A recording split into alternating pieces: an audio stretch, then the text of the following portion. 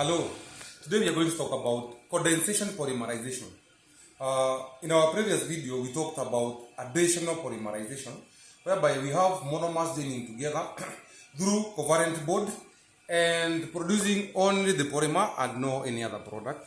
But today, we have we're going to talk about condensation polymerization, in which we have monomers joining together, and apart from the product which is a polymer formed, we have another product, a smaller molecule, which is a molecule of water, is liberated.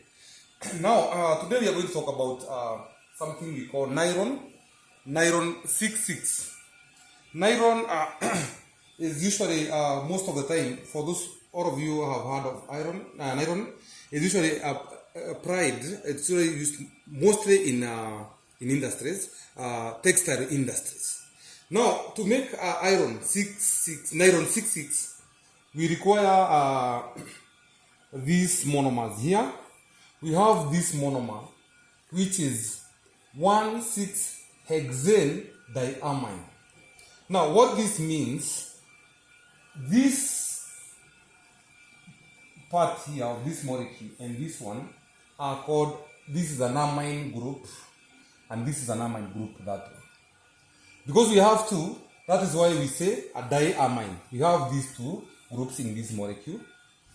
And now we have this portion here. This, we have, these are hexane. You see, these are 6. We have, now let us expand that one. This means that we have 6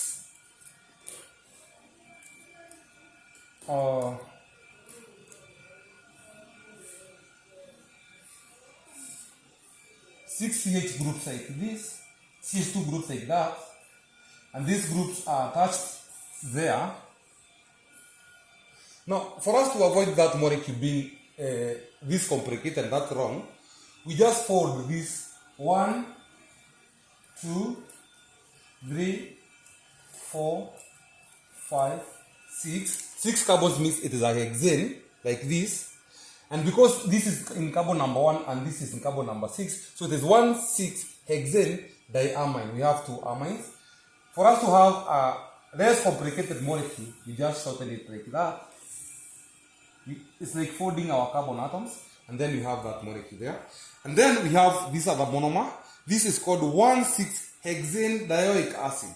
As you can see, this portion here represents now the functional group for carboxylic acid or arachidonic acids, and also this one. So we have 2. That's why we say dioic. Di means 2, acid, and then we have 6 carbon atoms. Now this is, we have 2 CH groups, 4 CH2 groups. So if we can replace that one, we have something like this. Those are 4, and then we have these 2. So this one, they are attached here, and this one is attached there. So you can see these 2 ioic groups. Now we have 1, 2, 3, 4, 5, 6 carbon atoms. So this is a hexane. All of them are joined together by a single bond.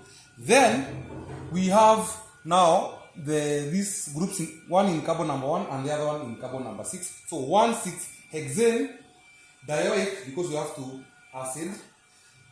If we fold this 4 CH2, we have now our molecule looking something like that one, which is less complicated.